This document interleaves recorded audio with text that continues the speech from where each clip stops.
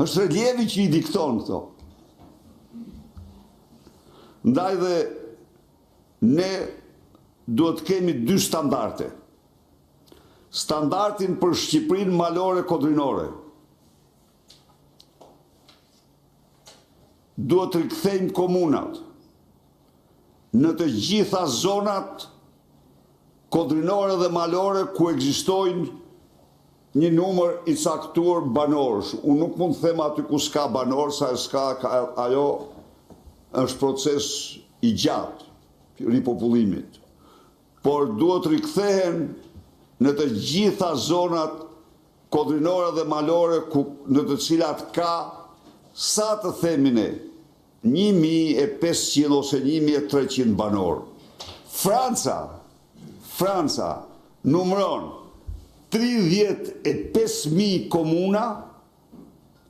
Franca nuk është vend malur, Franca është fusha ka male, por është fusha e Europës, është bujqësia europiane, është potenciali më i madh bujqësor i Europës. Dhe Franca ka komunat, ka 36.000 komuna dhe ka komuna me 1500 banor. 1500 banor.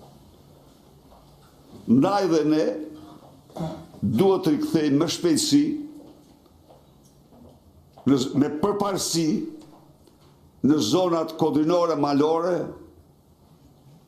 shërbimet, komunat, si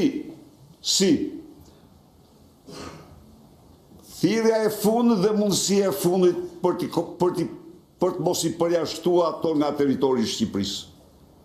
Sa ato poshtrohen në zonat vdekura, në një kohë kur në vendet tjera ato përbëjnë pasuri mahnitse, pasuri prallore. Pasuri prallore. Po të shkosh këtu, mrapa Dajtit, Gjernë Martanesh, është një nga masivet malore më të bukura të Shqipërisë dhe të Europës. Nuk shkon dot kush. S'ka. Shkojnë ushtarë që bëjnë stërvitje, edhe e kanë bizën si pikën më të përshtatshme të stërvitjes, ndërkohë kur biza mund të ishte edhe një nga qendrat më të bukura turistike të kryeqytetit. Po jo s'ka. Çfarë del jashtë unazave e destinuar të shkatërrohet, duhet marrë fund kjo. 2. Duhet të përcaktohet numri banorëve për bashkit në qytetat apo qytetet satelitet qyteteve të mëdha. Dhe duhet rikthehen bashkit apo komunat si do jetë termi. Imagjinoni ju Tirana. Paskuqani, Kamza është qyteti 6. Më i madh në Shqipëri 2011, në gjithësisht se këti nuk i referohem ndonjëherë këtij censusit të mashtruar të Edi Ramës, po i 2011 është i sakti. Asnjë lloj motivi nuk kishte, asgjë, vetëm urrejtja. Prandaj dhe duhet të krijohen bashkit në mënyrë që aty ku është e mundur 110.000 banor ka Sukthi. Imagjinoni ju. I shur. Sukthi është 2 herë sa Shijaku në banor. Nuk ka rëndësi për Edi Ramën. Pra, duhet të bëjmë një përpjekje të madhe për një hartë e cila duhet bazohet në kritere shkencore, demografike, territoriale, ku të ketë 2 parime themelore, shërbimet ndaj qytetarit dhe zhvillimin e vendit. ku them unë ju, Zvicra paguën fshatarët për të qëndruar në zonat ku janë. I paguën dhe me një kontratë rigoroze për shërbimin shëndetësor. Sepse atje ka gjallëri turistike shumë të madhe pastaj në ato komunitete. Kurse ky merr masa të gjithanshme që të largohen. Por ne do bëjmë në reformën tonë, do kemi parasysh këto kritere. Së dyti, rajonet. Ne duhet, ky e ka mendjen tek komitetet ekzekutive. E keni vurë ju, ky do me kthyer komitetet ekzekutive. Se ky tani i çveshur nga çdo lloj njohurie për qeverisjen përveç atyre që ka trashëguar nga etrit e tij, në mbledhjen e fundit të asamblesë krimit,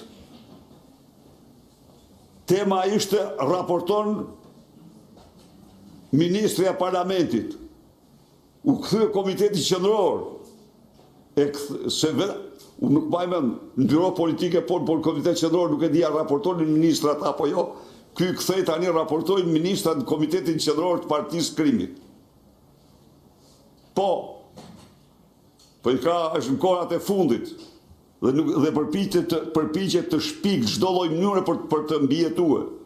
Pra, ne nuk kemi punë me komitetet ekzekutive.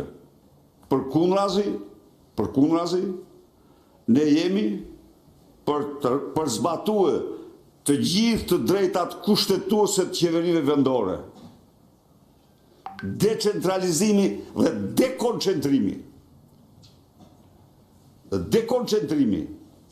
është një parim tjetër jashtëzakonisht i rëndësishëm edhe për të balancuar pushtetet, edhe për të nda pushtetet. Në qoftë se parimi i dekoncentrimit është një parim i domosdoshëm edhe për ekzekutivin, në vetvete, ky ka zbatuar hiperkoncentrimin. Ky keni për të pa ju që përsëri të gjithë pushtetin që s'ka ngel asgjë, do ta ketë në një dorë dhe të gjitha agjensitë pas kadastës, njëra pas tjetrës, do mblidhen në Tiranë. Do mblidhen në Tiranë dhe do të tregoj postën e Hazirit, i Albania. Diellën. Ndaj dhe ne i qëndrojmë rajoneve, të ngritura sipas modelit të vendeve anëtare të Bashkimit Evropian. Rajonet janë të domosdoshme, duhet të jenë me të gjithë kapacitetet për t'u përgjigjur Europës së rajoneve.